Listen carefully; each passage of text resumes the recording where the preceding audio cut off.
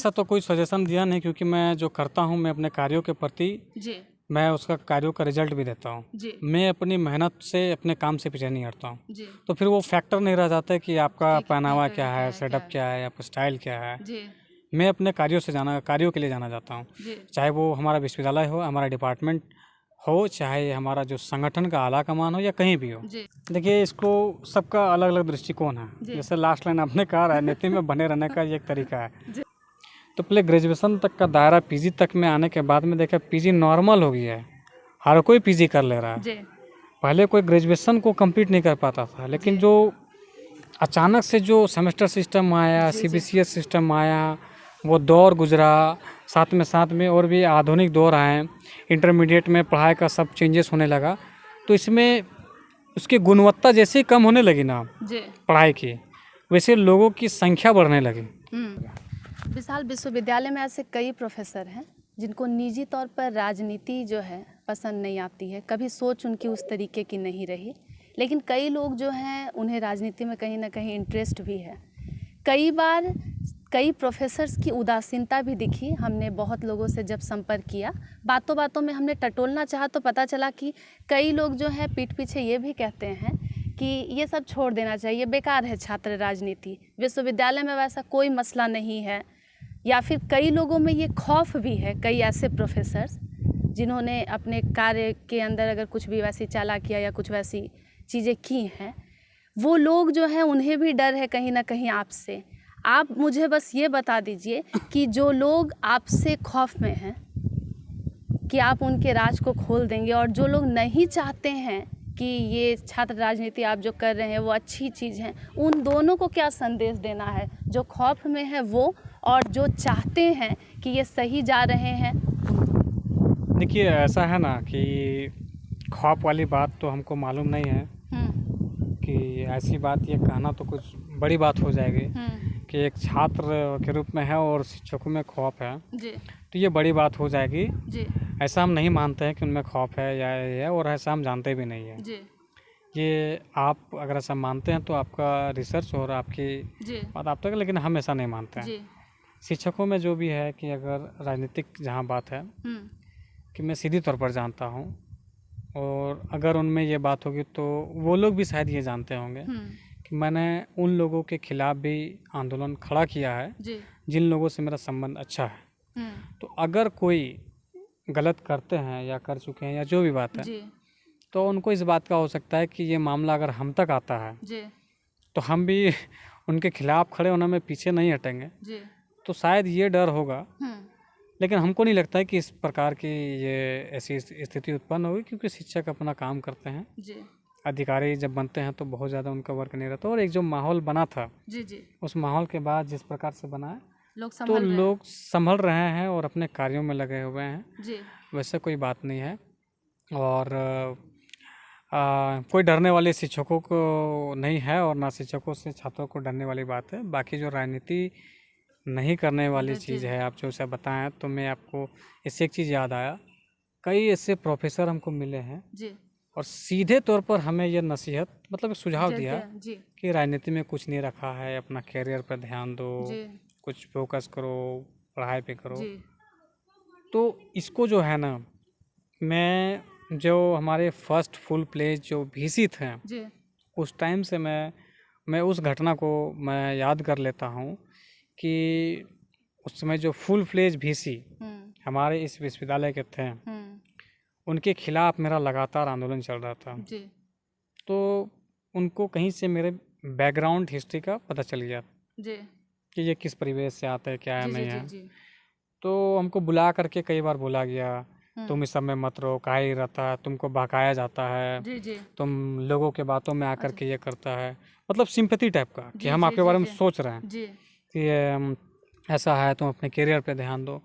मतलब कहने का मतलब गार्जियन से भी गार्जियन, जी मैंने अपने आप को व्यक्त करना जी कि हम आपके बारे में अच्छा सोच रहे हैं, इस सब जी। में कुछ नहीं है। बहुत सारे एग्जाम्पल्स भी देखो, ये छात्र नेता था, हाँ आज कहाँ है क्या नहीं, एग्जाम्पल भी दिए हैं। जी तो उस समय हम थोड़ा सा ये थे कि हमको थोड़ा सा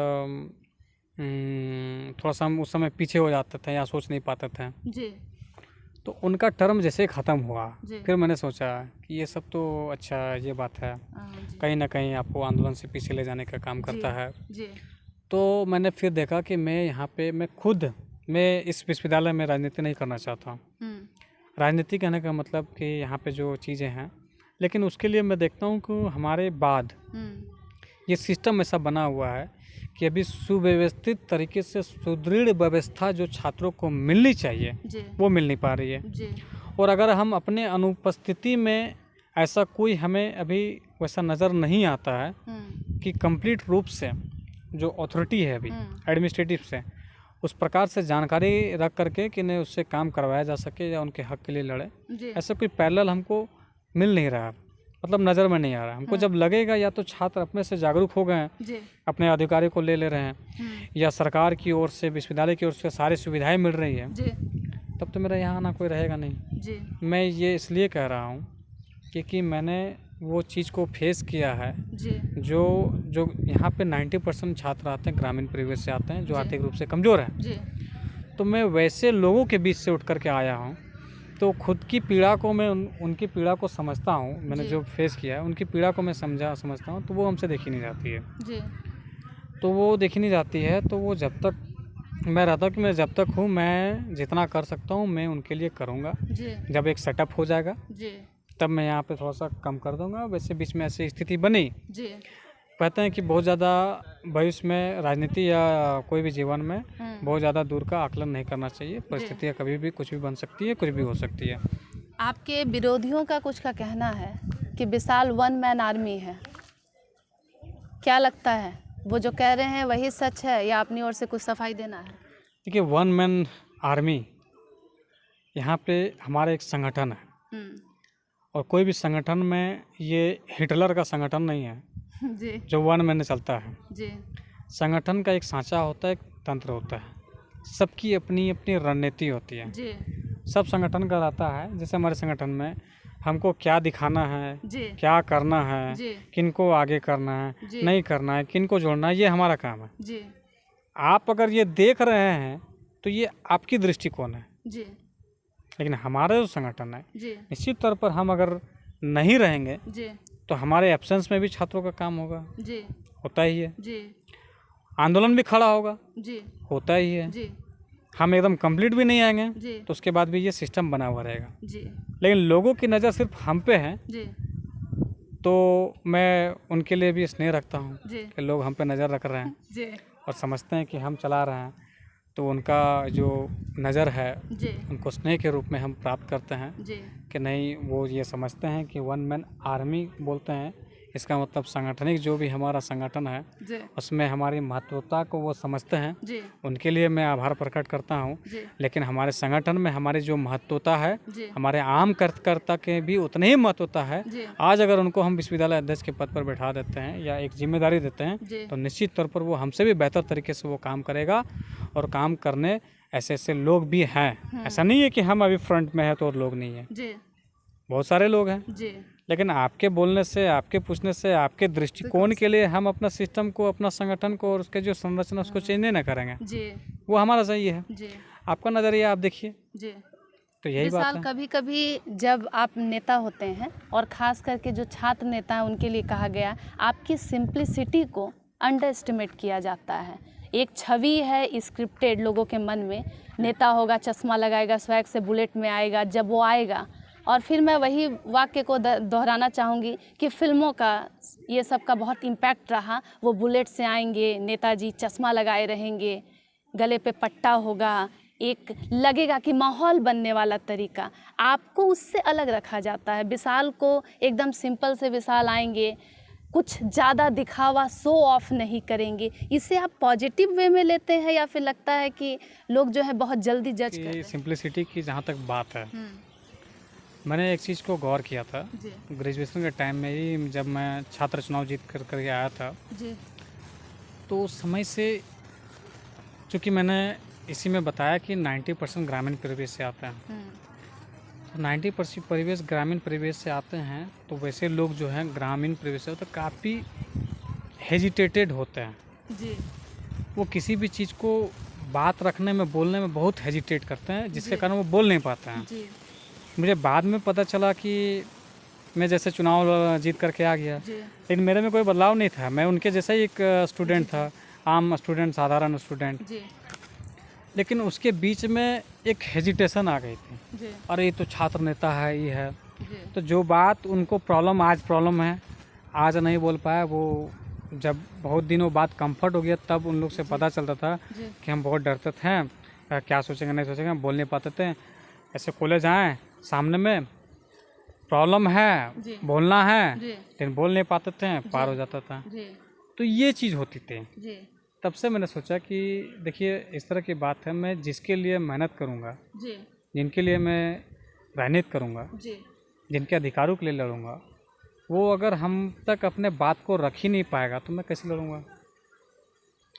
तो इसलिए मैं शुरुआती टाइम से ही मैं इन चीज़ों में ध्यान नहीं रखा कि स्वैग से रहना, एकदम चमक धमक रहना, बंडी उंडी लगा के एकदम खलता कुर्ता बना के, टीका उका लगा के, चश्मा उस्मा लगा के जो लुक रहता है, बिल्कुल नहीं। मैं आम साधारण से रहूँगा तो मैं छात्रों को बेहतर तरीके से समझ पाऊँगा, उनके भावनाओं को समझ पाऊँगा, तभी मैं बेटर तरीके से काम कर पाऊँगा। वो क्या सोचते हैं, वो क्या चाहते हैं, उनके लिए क्या करना है, तभी मैं तय कर पाऊँगा। तो उसी समझ से मैंने आपको खुद को इस तरीके से रखा कि उसके बाद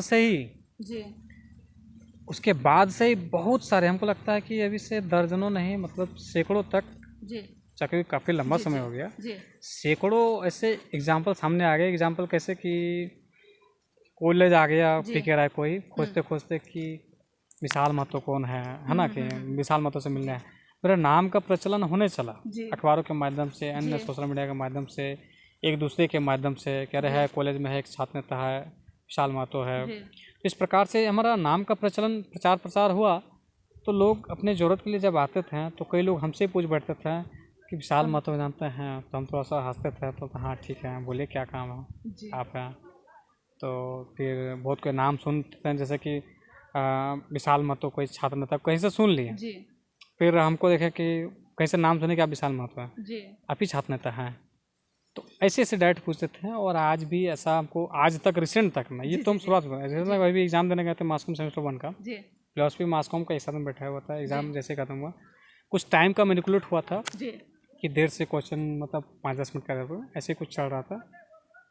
तो कुछ शायद लास्ट एग्ज़ाम था और आखिर हो गया था समय का, तो ऐसे कुछ संवाद चल रहा था। एक स्टूडेंट थी, तो मुझे कुछ समझ में आया कि इससे, तो मैंने धीरे से मैंने पूछा कि आप, मैंने फिलोसफी डिपार्टमेंट में पूछा कि आप विशाल महतो जानते हैं, मेरा नाम सुने हैं? तो हाँ सुने हैं। तो हम थोड़ा सा ऐसे ही किए, मतलब कि क्या सुने हैं, यही कि छात्र नेता है, हम ही पूछ रहे हैं। तो कहीं ना कहीं ये है कि मैंने जो है कि सिंप्लिसिटी की बात है, तो वो हमको दिखता है कि नहीं इस तरह की बात है। तो कोई भी लोग आता है, हमको देख करके कोई नहीं कहेगा कि हम अभी वर्तमान में स्टेट के, प्रदेश के महासचिव हैं एक संगठन में, विश्वविद्यालय स्तर में एक नाम रखते हैं, और जिनको लोग खोज के आते हैं यही है। बहुत के तो आश्चर्य भी हुआ है, ये है विशाल महतो। तो ये चीज़ है, लेकिन इस चीज़ को रखते हुए मैंने कभी अपने आप को ये नहीं किया। मुझे खुशी होती कि जब ऐसे लोग आते हैं ना, तो मुझे खुशी होती है। इसको मैं नेगेटिव वे में नहीं लेता, मुझे ये खुशी होती है कि नहीं इस तरह की बात है, क्योंकि यही एक माध्यम है कि आप, जैसे कि आप गांधी जी को देख लीजिए, वो उस समय इतने रईस थे कि वो बैरिस्टर की पढ़ाई करने के लिए बाहर गए हुए थे, लेकिन उन्होंने क्या किया, एक धोती पहना, ओढ़ा और उसी में किया। क्यों? क्योंकि समझते हैं कि मैं ऐसे जाऊंगा तो लोग मुझे एक्सेप्ट नहीं करेंगे, वो जिस रूप में, उस रूप में हम नहीं रहेंगे। जब मुझे एक्सेप्ट नहीं करेंगे तो वो मेरे बातों को क्यों एक्सेप्ट करेंगे।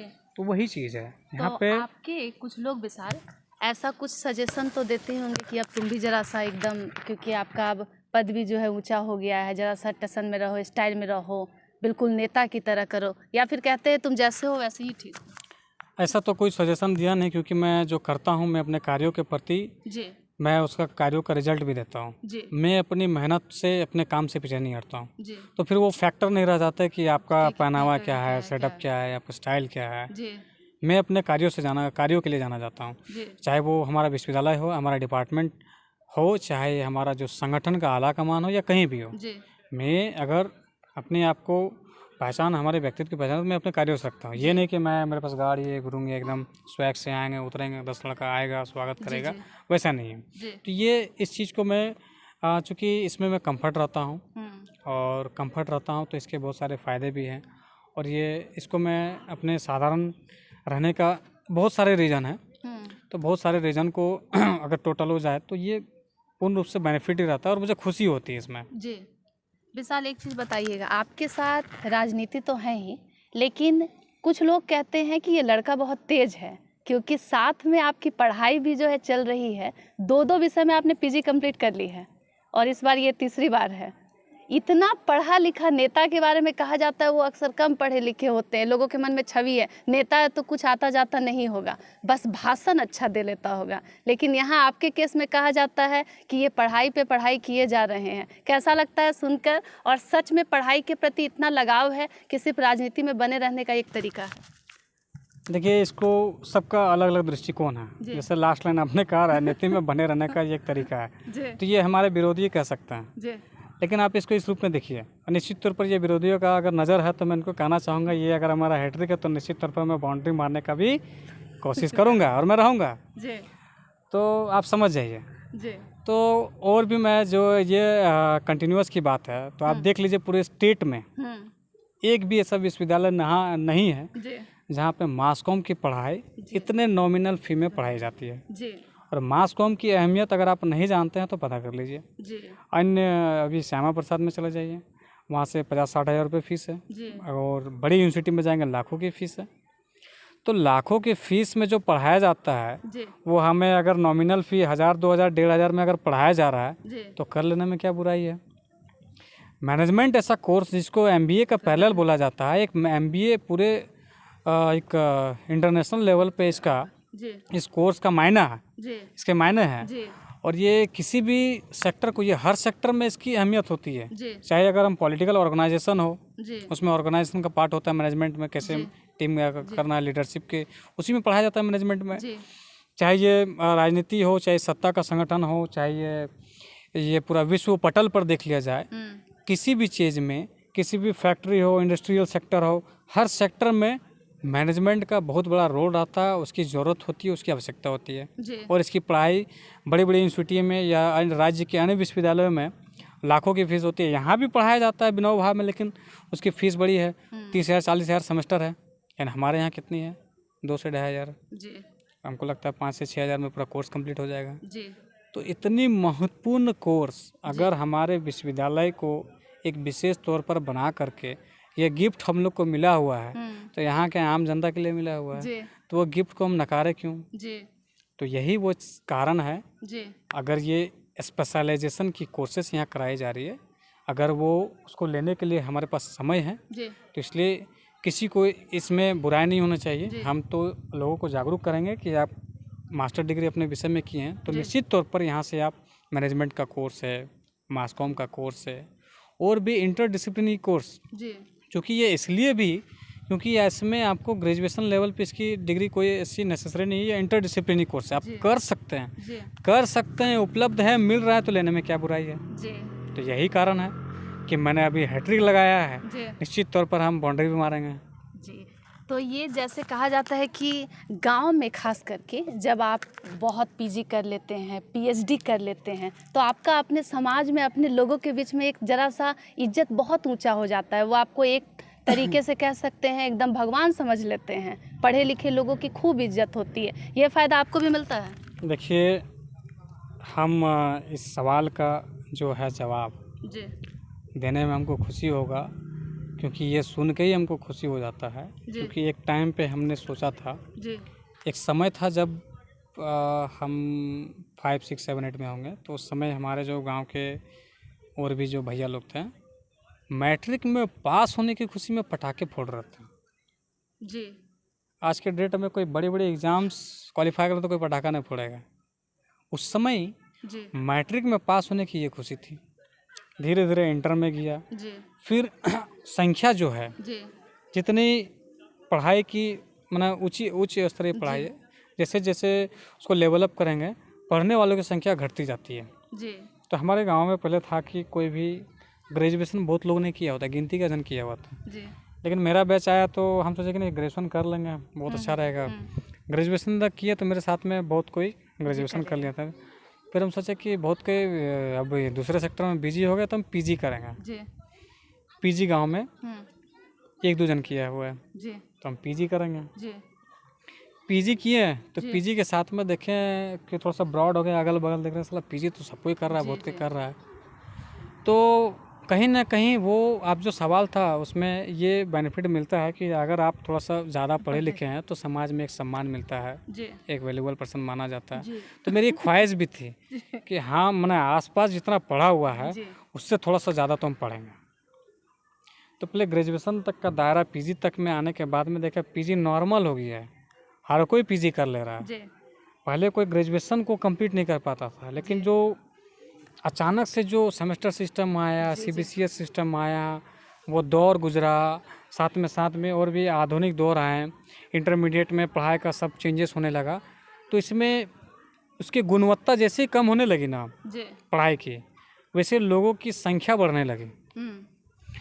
तो गुणवत्ता जब थी तब लोग उतना कर नहीं पाते थे, उस समय काफ़ी टफ हुआ करता था। अभी बहुत सारा सरल कर दिया है।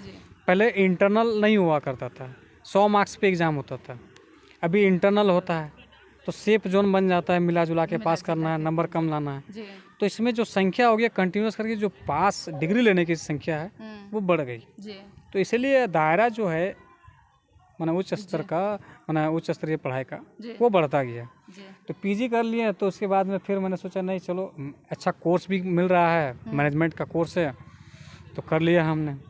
तब फिर मैंने देखा डबल पीजी किए तो बहुत जगह सुनने को मिला है, कॉमन नहीं यहाँ नहीं, बहुत जगह सुने कि नहीं डबल है सुने हैं लेकिन नज़दीक में नहीं, लेकिन सुने हैं तो क्यों डबल एम नहीं। तो फिर मैंने डबल एम के बाद में ये जो तीसरी एम है, हमारे यहाँ सुविधा है और अच्छी कोर्स है, अच्छी पढ़ाई है, तो अच्छी चीज़ों को लेना चाहिए।